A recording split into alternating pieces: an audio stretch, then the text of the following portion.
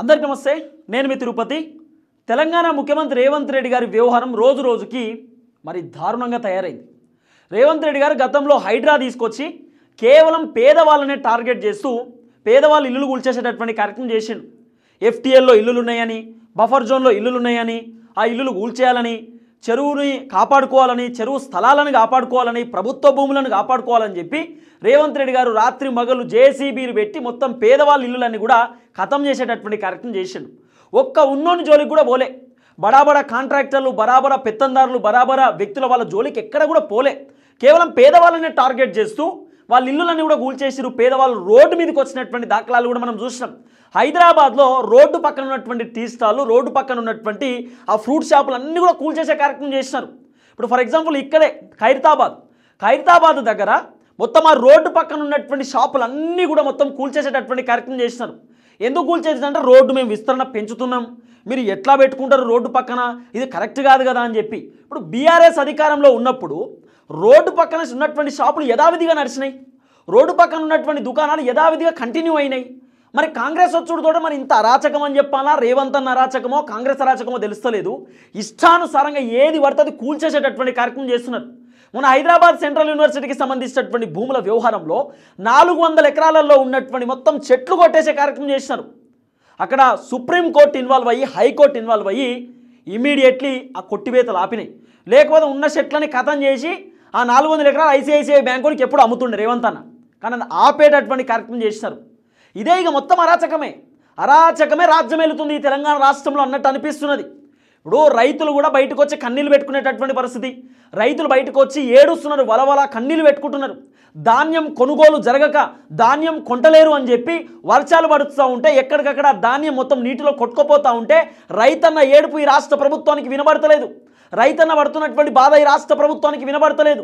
ఎంతసేపు రేవంత్ అన్న ఆయన ఏంది అందాల పోటీ పోవాలి, అందాల పోటీలలో కూసోవాలి, అందాల పోటీలలో పాల్గొనడం తప్ప మరి తెలంగాణ ప్రజలు ఉన్నారా, చచ్చిపోయిరా, ఏం చేస్తారు, ప్రజలు తింటుర్రా లేదా, ప్రజలు ఎట్లా ఉన్నారు, ప్రజల బాగోగులేంది, ప్రజలు కట్టుకోవడానికి గుడ్డున్నదా, ఉండడానికి ఇల్లు ఉన్నదా, వాళ్ళ పరిస్థితి ఏంటి, ఇదేం లేదండి.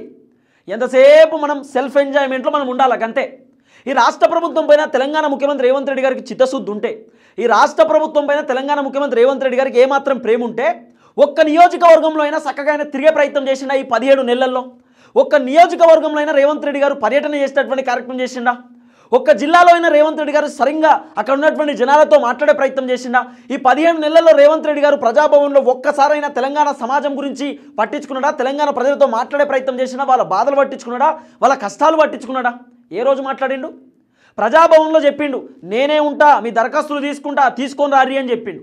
ఒకటే రోజు ఉన్నాడు కాంగ్రెస్ పార్టీ మంత్రులు, ముఖ్యమంత్రి రేవంత్ రెడ్డి ఆయనతో అవతల పడ్డారు. తర్వాత ప్రభుత్వ అధికారులు కూడా గతి లేనటువంటి పరిస్థితి. కాంగ్రెస్ పార్టీ కార్యకర్తలు, నాయకులు లోపల కూర్చొని ప్రజాభవన్కి వచ్చినప్పుడు దరఖాస్తులు తీసుకున్నారు. ఇప్పుడు ప్రజాభవన్లో 17 నెలల నుండి దరఖాస్తులు తీసుకున్నారు కదా, ఒక్క సమస్యనే సాల్వ్ చేసిరా ఈ తెలంగాణ రాష్ట్ర ప్రభుత్వం, కాంగ్రెస్ ప్రభుత్వం? ఒక్క సమస్య అయినా ఆ ప్రజాభవన్లో ఇచ్చినటువంటి దరఖాస్తులు పల్లి బఠానీలకు పనిచేస్తున్నాయి. పల్లి బఠానీలకు సెక్రటేరియట్లో పల్లీలు బఠానీలు తింటారు, దాని మీద సమోసాలు వేసుకొని తింటారు. ప్రజలు ఇచ్చేటటువంటి దరఖాస్తు పేపరు గాంధీ భవన్లో సెక్రటేరియట్లో పల్లి బఠానీలకు పనిచేస్తున్నాయండి. అంత భయంకరమైనటువంటి పరిస్థితి ఉంది ఈ తెలంగాణ రాష్ట్రంలో కాంగ్రెస్ ప్రభుత్వ వ్యవహారం. ప్రశ్నించడానికి ఫోన్ చేసి బెదిరించేటటువంటి పరిస్థితి ఉన్నది. ఇప్పుడు ఒకసారి చూడండి మీరు, ఇగో వరంగల్లో అందాల భామలు వస్తున్నారని రోడ్డు పక్కన షాపులను తొలగించిన అధికారులట. ఇప్పుడు అందాల పోటీలు నడుస్తున్నాయి కదా, అందాల పోటీలు నడుస్తున్నాయి అని చెప్పి మిస్ వరల్డ్ కాంపిటీషన్ అని చెప్పి నిన్న హైదరాబాద్లో చార్మినార్ మొత్తం బంద్ చేసిరు. ఆ చార్మినార్ కాడ ఉన్నటువంటి షాపులన్నీ బంద్ చేసిరు. అందాల భామలు చార్మినార్ కాడికి పోయి ఫోటోలు దిగాలని చెప్పి పెద్ద సెక్యూరిటీ పెట్టిరు. సెక్యూరిటీ పెట్టి అక్కడ బంద్ చేసిరు. ఇలా వరంగల్లో ఉన్నటువంటి అన్ని షాపులు బంద్ చేసిరు. వరంగల్లో ఉన్నటువంటి ఏదైతే అక్కడ ఉన్నటువంటి స్ట్రీట్ వెండర్స్ అంటే మనం ఆ స్ట్రీట్లో ఉండేటటువంటి రోడ్డు పక్కన ఉన్నటువంటి ఎవరైతే కొన్ని చెప్పుల షాపులు ఉంటాయి, కొన్ని ఫ్రూట్ షాప్స్ ఉంటాయి, కొన్ని వేరే దుకాణాలు ఉంటాయి, అవన్నీ కూడా మొత్తం క్లోజ్ చేపించేసారు. కొన్ని కూలగొట్టేటటువంటి కార్యక్రమం చేశారు. ఎందుకు కూలగొడుతున్నట్ట అంటే ఇక్కడ అందాల పోటీలు నడుస్తున్నాయి, వాళ్ళు వరంగల్లో ఇది మొత్తం తోపంట ఈ షాపులు చూసి వరంగల్ గింత ఘోరంగా ఉన్నదా అని అనుకుంటారు కదా. వరంగల్ అంటేనే మొత్తం మంచిగా అద్భుతంగా ఉండాలి, ఈ దుకాణాలన్నీ తీసేయరి అని చెప్పి ఇమ్మీడియట్లీ దుకాణాలు తీపిచ్చారు. ఇప్పుడు అందాల భామలు వస్తున్నారని చెప్పి ఒక పొట్ట మీద కొడతావా? అందాల భామలు వస్తున్నారని చెప్పి పొద్దున్న దాకా పని చేసుకుని బతికేటటువంటి ఆ ఎవరైతే ఆ స్ట్రీట్ దగ్గర ఉండేటటువంటి ఆ షాపు ఆయనని కొంప మూస్తావా, ఆయన నోట్ల మన్ను పోస్తావా? అది పద్ధతేనా? చాలా దారుణమైనటువంటి ఘటన. కాజీపేట నుంచి వరంగల్ వరకు స్ట్రీట్ వెండర్ షాపులు తొలగింపు, దండం పెట్టినా కాళ్ళు పట్టుకున్న కనికరించలేదని కంటతడి పెట్టుకున్న బాధితులని చెప్పి చాలా దారుణమైనటువంటి ఘటన అండి. ఒకసారి చూడండి వరంగల్లో జరిగినటువంటి ఘటన. జేసీబీలు పెట్టి ఎక్కడికక్కడ మెయిన్ రోడ్ పక్కన ఉన్నటువంటి ఆ షాపులన్నీ కూల్చేసిరు. మొత్తం అక్కడ ఏం లేకుండా చేసిరు. అసలు ఉండవుదట షాపులు, ఎట్లా పెడతారు అంటారు. మీరు ఎట్లా పెడతారు? 2014 నుండి 2025 దాకా ఇప్పటిదాకా లేనటువంటి బాధ ఇప్పుడే వచ్చిందా? అందాల పోటీలు నడుస్తున్నాయి కదా. ఇప్పుడు ఆ మిస్ వరల్డ్ కాంపిటీషన్, ఆ మిస్ వరల్డ్ వాళ్ళు వస్తుర్రు. ఆ అమ్మాయిలు చూస్తారు ఎక్కడ వరంగల్ ఉన్నట్టు తోపండ పోతుంటే అటు షాపులు ఇటు షాపులు చూసి వరంగల్ రోడ్డు మీద గిన్ని షాపులు ఉన్నాయి ఏంది అని వాళ్ళు అనుకుంటారేమో, రోడ్డు మీద దుకాణాలు అయిందని వాళ్ళు అనుకుంటారేమో అని చెప్పి వీళ్ళు తీపిచ్చారు. అనుకుంటారేమో అని అనుకోలే వాళ్ళు, ఇంకా అనుకుంటారేమో. ఎంత అరాచకం అండి రేవంత్ అన్న. అరాచకం ఏంది? ఏమొస్తుంది ఇట్లా అరాచకం చేస్తే? చూడండి ఒకసారి ఎంత దారుణమైన పరిస్థితి. మొత్తం గులగొట్టిరండి, కంప్లీట్ గులగొట్టి పడేసినారు ఆ వరంగల్లో. ఈ అన్న ఏమంటారు చూడు. Congress government waste. ఎందుకు? నిజంగానే దేనికి ఉపాధి లేదు, ఏది లేదు, న్యాయం లేదు, అన్యాయం మొత్తం జరుగుతుంది. ఆ మేడం కోటేశ్వరక మేడాన్ని ఎమ్మెల్యే అయితే ఇప్పుడు మంత్రి కూర్చున్నారు. ఏం చెప్తాను? మాకు ఉపాధి లేదు, మాకు తిన్నమాట తిండి లేదు, ఏది లేదు. ఎందుకు సార్ అది వేస్ట్గా గవర్నమెంట్? ఇప్పుడు ఈ కూలగొట్టిని ఎందుకు కూలగొడతాలని మీకు తెలుసా? మాకు తెలియదు సార్, ఎవరైనా నోటీస్ చేయలేదు, ఏం చేయలేదు సార్. కేసీఆర్ గవర్నమెంట్ ఉన్నప్పుడు అన్నింతా కూడా మాకు ఏం జరగలేదు. కానీ ఈ కాంగ్రెస్ గవర్నమెంట్ గెలిపించింది మాకు వేస్ట్ అవుతారు. ప్రపంచ సుందరి మండలి ఇట్లకి వెళ్ళి పోతాలట, అందుకే మీ దేశెత్తాలు. ప్రపంచ సుందరి మండలి పోతే వాళ్ళకి మాకేం సార్ సంబంధం? వాళ్ళు ఎక్కడి నుంచో అవుట్ ఆఫ్ కంట్రీ నుంచి వచ్చి ఇక్కడ సార్. ఇక్కడ గవర్నమెంట్కి దానికి ప్రపంచ సుందరికి మాకేం సార్ సంబంధం? We are educated sir, coming from out of countries. అసలు దానికి మాకు సంబంధమే లేదు కదా సార్. అట్లా వాళ్ళు వచ్చినా మిమ్మల్ని తీసేస్తా మీకు ఎట్లున్నది? మరి వాళ్ళకే ఓటేసి గెలిపించుకోమని చెప్పారు సార్. ఐదు మాటలు వస్తే కానీ రేవంత్ రెడ్డి గారు ఉంది బేస్ గవర్నమెంట్. సమాధానం చెప్పు రేవంత్ అన్న. అవుట్ ఆఫ్ కంట్రీ వాళ్ళు ఎవరో తెలియదు నాకు. వాళ్ళు వచ్చి ఇడికొస్తే మాది కూల్చేస్తున్నాం ఏంది, మా బతుకులు రోడ్డు మీద పెడుతున్నాం ఏంది? మరి మేము ఓట్లయితే గెలిచినాం కదా. జై కాంగ్రెస్, జై జై కాంగ్రెస్ అయిపోయింది. పాయ నన్ను ఓసిరిపో నోట్ల ఆపేసి. So welcome back. కరెంట్ ఇప్పుడే వచ్చింది, మాట్లాడుతున్నప్పుడే కరెంటు పోయింది. మన కాంగ్రెస్ ప్రభుత్వంలో కరెంటు పోవడం రావడం అనేది సర్వసాధారణం. ఎందుకంటే ఎప్పుడన్నా పోవచ్చు, ఎప్పుడన్నా రావచ్చు. వర్షం పడ్డప్పుడే కరెంటు పోతుంది అనేటటువంటి ఒపీనియన్ ఏమి ఉండదు. ఇప్పుడు మనం ఉన్నదేమో జూబ్లీ హిల్స్ రోడ్ నెంబర్ 10-5 ఆ ప్రాంతంలో ఉన్నాం. జూబ్లీ హిల్స్లో కూడా కరెంటు పోతుందంటే మన కాంగ్రెస్ ప్రభుత్వ పర్ఫార్మెన్స్ ఎట్లుందో మనం బాగానే అర్థం చేసుకోవచ్చు. అయితే కరెంట్ పోవడంతో స్క్రీన్ కొంత ప్రాబ్లం వచ్చింది, అందుకే స్క్రీన్ పైన వీడియోలు చూపించలేకపోతా ఉన్నా. కానీ ఒక అన్న మాట్లాడిండు, ఇంతకుముందు మీరు వీడియో చూసిరు కదా, స్టార్టింగ్లో వీడియో నేను చూపించిన కదా, అద్భుతంగా మాట్లాడిండు. ఆ అన్న ఏం చెప్తున్నాడంటే, కంటిన్యూ చేస్తున్నా. ఆ అన్న అసలు ఈ రాష్ట్రానికే సంబంధం లేదు, ఈ దేశానికే సంబంధం, అవుట్ ఆఫ్ కంట్రీకి సంబంధించినటువంటి మహిళలు తెలంగాణ రాష్ట్రానికి వస్తే మా బతుకులు రోడ్ల మీద వేస్తారా? మేము బాధపడాలన్నా వాళ్ళ వల్ల మేము ఇబ్బంది పడాలన్నా? మరి మేము ఓట్లేస్తేనే కదా నువ్వు గెలిచింది, గద్దెనెక్కి కూర్చున్నది. మరి మేము ఓట్లేస్తేనే కదా నువ్వు ముఖ్యమంత్రి అయ్యింది. మా ఓట్లు వద్దన్నప్పుడు మరి ఆ అందాల మహిళలు ఎవరైతే ఉన్నారో వాళ్ళ ఓట్లేసే గెలిపిస్తారు, వాళ్ళ ఓట్లతోనే గెలువు అని చెప్పి ఒక అన్న చెప్తున్నటువంటి మాట చాలా అద్భుతంగా అడిగింది ఆయన ప్రశ్న. అద్భుతమైనటువంటి ప్రశ్నలు. మేము ఎడ్యుకేటెడ్ అంటున్నాడు, మేము ఎడ్యుకేటెడ్ చదువుకున్నాం, అవుట్ ఆఫ్ కంట్రీ వాళ్ళకి ఇక్కడ సంబంధమే లేదు, వాళ్ళు ఎవరో పక్క దేశంలో ఈడికొస్తే మా బతుకులు రోడ్ల మీద ఎత్తారా, మా బతుకులు ఆగం చేస్తారా? మేము కష్టపడి మేము కూలీనాలు చేసుకుని బతికేటోళ్ళం, కష్టపడి ఇబ్బంది పడి బతికేటోళ్ళం, మా బతుకులని రోడ్ల మీద తెచ్చి రోడ్ల మీద ఉన్నటువంటి మా దుకాణాలు కూల్చేస్తే మేము ఏం చేయాలంటున్నాడు అన్న. ఆయనకు సమాధానం చెప్పు ముఖ్యమంత్రి రేవంత్ రెడ్డి అన్న, చెప్పు సమాధానం చెప్పు. మన దగ్గర సమాధానం చెప్పడానికి కూడా ఆన్సర్ ఉండదు, ఎందుకంటే ఎవరన్నా రాసియాలి దానికి కూడా.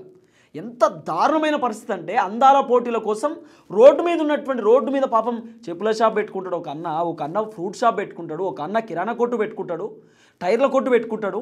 పాపం వాళ్ళు బతకడానికి ఒక స్కోప్, వాళ్ళు బతకడానికి ఉండడానికి ఉన్నటువంటి వ్యవహారం అవన్నీ కూడా కూల్చేసే ప్రయత్నం చేశారు, మొత్తం నేలమట్టం చేసి పడేసినారు. నేను గతంలోనే వీడియోలు చూపిస్తాను, అంటే స్టార్టింగ్లో ఆ వీడియోలు చూపిస్తాను నేను మీకు. ఇంకొక పెద్ద ఆయన మాట్లాడిన ఆ మాటలు కూడా మీరు వినాలే.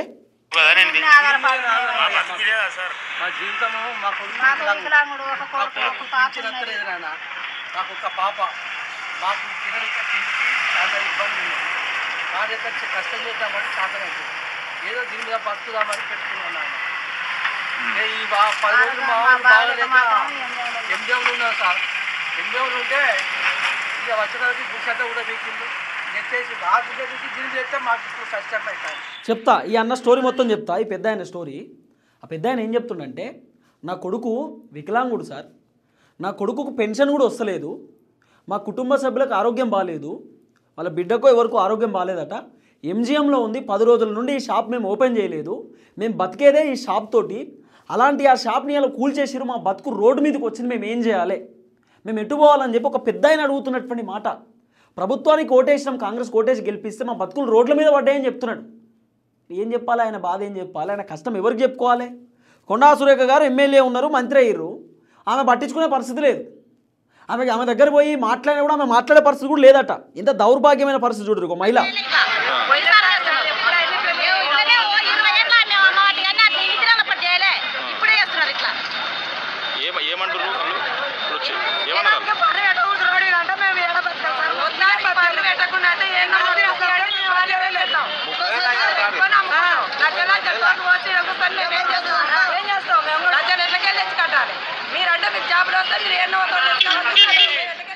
ఈ అరాచకం ఏంది రేవంత్ అన్న? అన్న మీ అరాచకమే ఇట్లుంటుందా? అంటే మీ పాలనే ఇట్లుంటుందా? ఎట్లా మీ పరిపాలన ఈ తరహాలో నడుస్తుందా? ఎట్లా చూడుర్రి.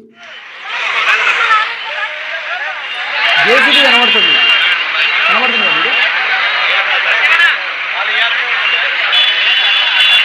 మీరు చేస్తుందండి. ఆయన కూల్చేస్తా ఉన్నాడు పాపం. 58 సెకండ్ల వీడియో ఏదో ఉన్నట్టుంది. ఆ కిరాణా షాపు కూల్చేసిండు. నాకు తెలిసి ఆ కిరాణా షాప్ ఎప్పటి నుండో ఉంది. ఇగో చూడుర్రి, ఆ కిరాణా షాపు జేసీబీ వచ్చింది, కూల్చేస్తున్నాడు. ఇక అదో తొండం లేపిండు.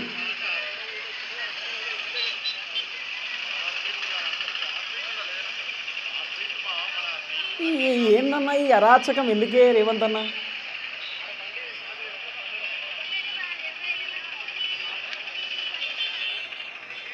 ఇప్పుడు 10-20 సంవత్సరాల నుండి ఆ షాపులు ఉన్నాయట. అప్పుడు లేని బాధ ఇప్పుడే వచ్చిందా? ఇప్పుడు అందాల పోటీలు ఉండడంతో వచ్చిందా? ఇంకో వీడియో ఇగో.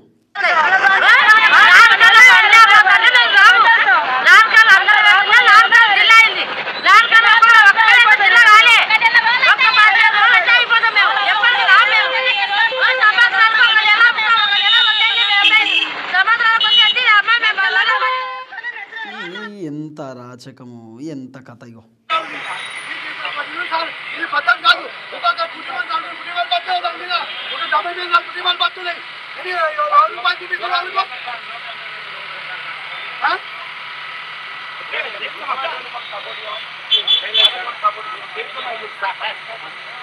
ఏంది ప్రాబ్లం ఏంది అసలు? ఏంది రేవంత్ అన్న మీ ప్రాబ్లం ఏంది? అంటే ఉండొద్దా? సామాన్యులు బతకొద్దా ఈ తెలంగాణలో? ఇప్పుడు ఎన్నో సంవత్సరాల కంచెలు ఉన్నారు ఆ రోడ్డు పక్కన. స్ట్రీట్ వెండర్స్ చాలామంది ఎన్నో సంవత్సరాల కంచెలు బతుకుతున్నారన్న. వాళ్ళు ఉండొద్దా? అందాల భామలు వస్తున్నారు, అందాల భామలు రోడ్లు చూస్తున్నారనే బాధ మీకు ఎట్లా? అంత పెద్ద బాధ అవుతుందా? ఇప్పుడు అందాల భామలు వస్తున్నారు, ఆ రోడ్డు చూస్తారు, రోడ్డు పక్కనే వీళ్ళు ఏంది, వీళ్ళ షాపులు ఏందని చెప్పి తీపిస్తున్నావు కదా. మరి ఈ తెలంగాణ రాష్ట్రంలో రోడ్లు లేనటువంటి గ్రామాలు చాలా ఉన్నాయి. ఆ గ్రామాలకు రోడ్లు ఈ రాష్ట్రంలో ఇప్పటిదాకా వాటర్ ట్యాంకులు లేనటువంటి గ్రామాలు ఉన్నాయి. వాటర్ ట్యాంకులు ఈ రాష్ట్రంలో చాలా గ్రామాలలో బ్రిడ్జులు లేవు. గట్టిగా వర్షం పడితే మొత్తం కొట్టుకోపోయే పరిస్థితి. ములుగు జిల్లా కదా, ములుగు జిల్లాకు హైవే రోడ్డు పోవాలంటే అక్కడ పెద్ద బ్రిడ్జ్ ఉంటుంది, అన్ని కన్స్ట్రక్షన్ చేయలే. ఆడ గట్టిగా వర్షం పడితే ఆ చెరువులో ఉన్నటువంటి నీళ్లు మొత్తం కిందికి పోయి రోడ్డు మొత్తం కూడా కూలిపోయే పరిస్థితి. ఆ మొత్తం ఆగిపోతాయి వెహికల్స్ అన్నీ. ములుగుకు పోయే పరిస్థితి ఉంటుంది. ములుగుకు రాకలు పోకలు అన్నీ బంద్ అయిపోతాయి. మరి అక్కడ ఏం చేసినావు? జయశంకర్ భూపాలపల్లి దగ్గర మోరెంచ వాగు గట్టిగా వర్షం పడితే మొత్తం అల్లాకల్లం అయిపోతుంది, కొట్టుకుపోతుంది, మొత్తం రోడ్డు మొత్తం ధ్వంసం అయిపోతుంది. అక్కడ ఏం మరమ్మతులు చేసిర్రు? అక్కడ ఏం సెటరైట్ చేసిర్రు?